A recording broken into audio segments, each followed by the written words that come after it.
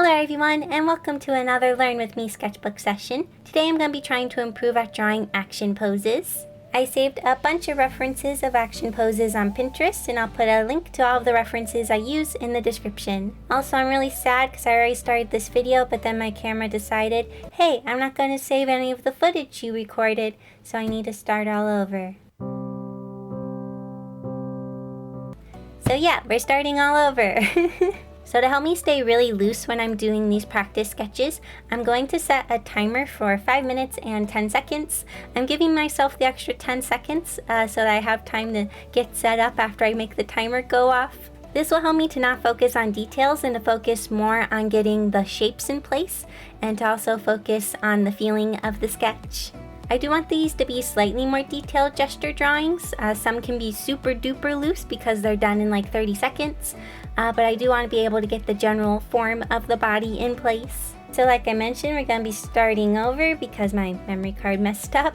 And I kind of liked this one too, so I'm kind of sad. So now I will find a reference over on Pinterest. And recently I have found that I really like using sports pictures for references. Because you know, if you go on Pinterest and you search action poses, you often get like stock pictures of people doing action poses, and those are really good references. But I really like using sports pictures because they feel a little bit more candid and kind of natural, and so I've been really liking using sports pictures as references. So let's maybe try doing this one of a baseball player, and I'm going to set my timer for 5 minutes and 10 seconds. Okie dokie, so here we go. So I'm gonna start by trying to get the line of action in place. And the line of action is kind of what you feel like the motion of the pose is doing. And I feel like he's kind of doing this. So his head is up here and it's tilted. I always like to draw a cross on the face because it really helps me know where the face is looking. His head is really overlapping a lot of his shoulders. His arms are kind of going... Let's get a line of action in here for his shoulders maybe. So his shoulders are kind of doing this thing. One thing I want to try to focus on is the overlap. A lot of things are overlapping in this picture. So his head's kind of overlapping his shoulders, and then his arms overlapping his torso. So I want to try to get all of that in place. And once again, I'm trying to go into details too quickly. I need to try to just get the general form in place. I always try to add details too quickly, and I feel like this is one of the reasons my poses get stiff, because I need to focus on just getting the form in place. So his hips are kind of going a different way than the upper part of the torso. They're kind of turning. I guess they're kind of, I can't quite tell what his hips are doing. Okay, so we'll get the leg in here. Going like that. And then we have the other leg back here. So now I kind of have the general shape in place. And we'll try to get the general form. Did I talk about how I need to put the hips on a different rotation than the upper body? I'm confused now because I was recording earlier, so I don't know what I have talked about and what I haven't talked about. But one thing I need to work on is having the hips different than the upper body. So his foot I can't really see, but it looks like it's kind of going down like that. And this is looking kind of crazy, but that's okay. I need to try to get his arms in here. I also can't see how much time I have left. Oh, I have 2 minutes and 25 seconds. Okay, so we're about halfway there. And his arm is actually going quite far past. This is looking crazy. But maybe that's good. I'm always trying to be too safe. And that's one of the reasons my poses are always really stiff. And I can't tell what this other arm is doing. It has a baseball mitt on it or something, and I can't tell what it's doing. So we'll just have it go back like this. Okay, so he kind of has his baseball cap. Maybe I'll try to start adding some of the details a little bit. try to refine the shape. His arm is really going in. Another thing I need to work on is exaggeration. I really need to learn how to exaggerate things because, like I mentioned, I'm always too safe and I'm scared to push the pose till it looks a little weird. I'm always just being too safe and not forcing the pose to look more dynamic, I guess. His proportions are probably really wonky, but today we are not trying to focus on the proportions. We're just trying to focus on capturing the feeling of the pose, because that's the part I really need to work on, is capturing how the pose feels instead of trying to capture how the pose looks, I suppose. Oh, and time is up. So here is the baseball guy, and here it is compared to the reference. I feel like I kind of captured the motion a little bit. I feel like I could have forced the foreshortening on the torso a bit more. He's kind of bending forward a little bit more, whereas mine is a little bit more upright, so I feel like I needed to push that a little bit more. But we'll move on to the next one. The whole point of gesture drawings is that you shouldn't dwell on the previous one you did. They're supposed to be quick and helping you to learn to capture motion, and so we'll just keep moving. Ooh, this one's kind of cool. I feel like it's really easy to see her line of motion, and so I'm gonna try to do this one. Okay, so for this one, her line of motion is very much like a C curve. Her head is kind of up here. Her back is pretty high up, and then it curves down. We'll try to get her rib cage in here and her hips. See, this time I'm trying to get the general shape in place before focusing on the details. I'm gonna make her foot go really far back, and then we got her feet. Her other leg is kinda out like this, and her foot's kind of at an angle. We also have her arms. Her arms are kinda going, I'm trying to exaggerate her arms. So we have the shoulders. Her shoulders are kind of coming really high up, so I want to try to note on that. Her neck is coming out.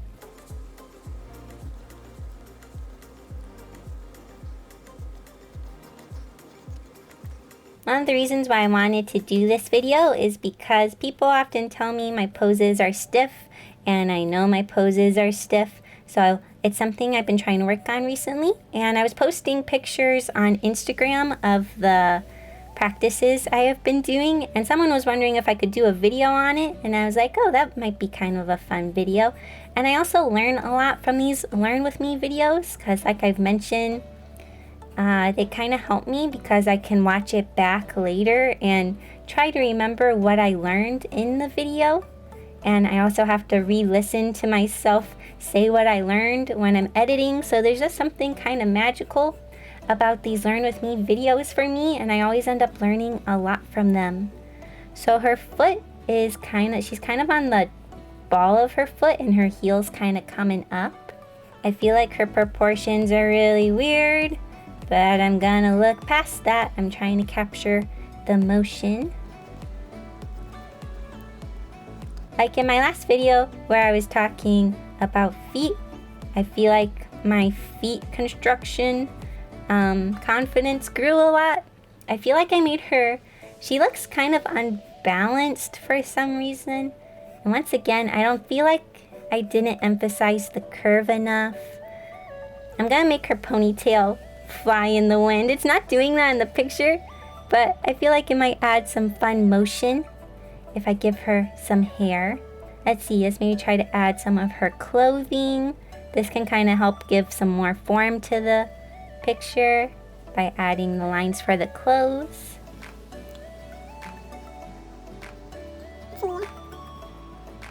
My pencil's getting really dull.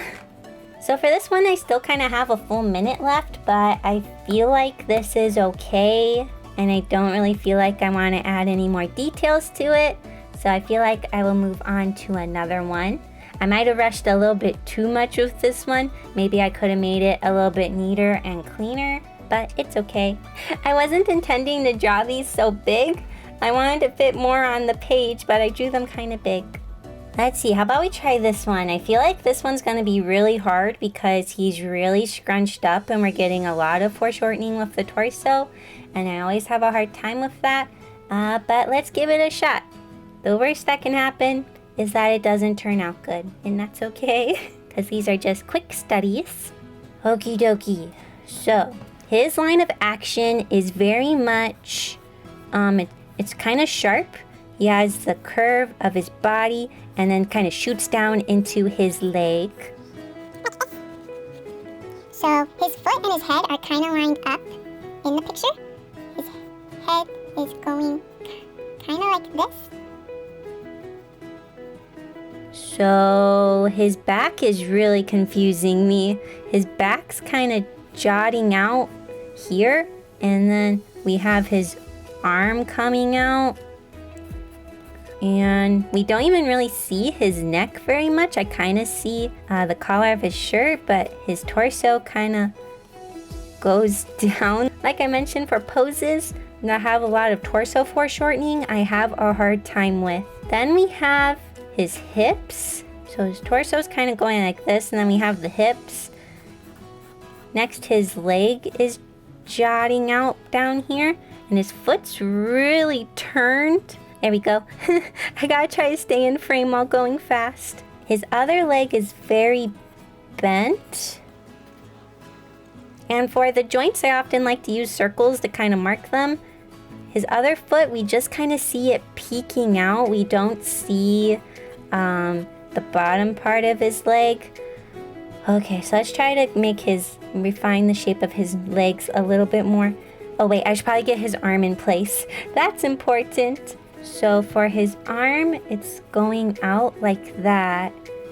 Then we have the elbow. Let's see, the elbow's a little more up. And then we have the arm. I have a tendency to draw things too long or too large when doing gesture drawings. So I'm gonna try to not do that. But like I mentioned, we're not trying to super focus on the proportions. I am trying to get them to look decent because I don't want him to look super weird. But we're mostly trying to focus on capturing the motion.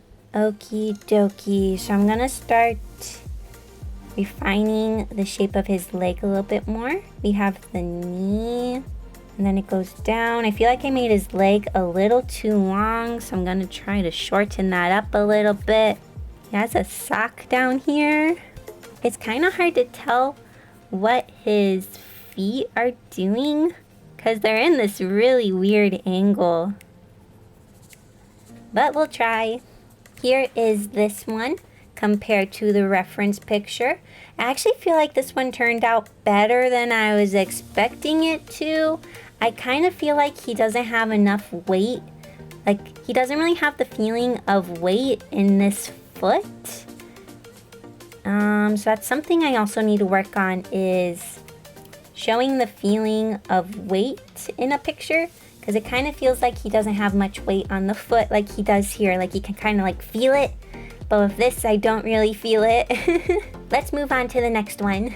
So this pose will probably be the last pose I do. We try this running pose. This pose isn't quite as crazy as the last one, and I can more easily see everything, so that will be nice. So she's really tilting. I don't know if she's going around like a curve or something, but her body's kind of like this. It's very much at an angle. Whenever I draw people running, they're always pretty upright, but she's pretty sideways.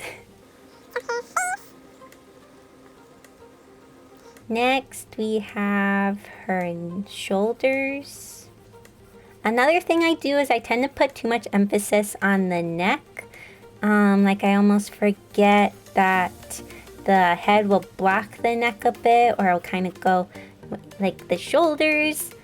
I don't know how to explain it. I need to draw. I'm gonna run out of time. Since I've been having a little bit of extra time, I feel not as nervous. Okay, I need to make sure I leave enough room for this. So her torso's kind of S-curving. Her ribcage is kind of up here. I feel like I drew her head too big. I always have a hard time drawing the rib cage and hips on different planes. I feel like that's probably why I avoid it, but it happens a lot more often than you think, because even just in these pictures I've been studying, the hips are very often at a different angle than the rib cage. Okay, I'm trying to go into too much detail again. I need to be loose. I need to be loose. Stop going into detail. Get the general shapes in place. Okay, I might not have enough room for everything. Yeah, her foot's gonna get a little cut off.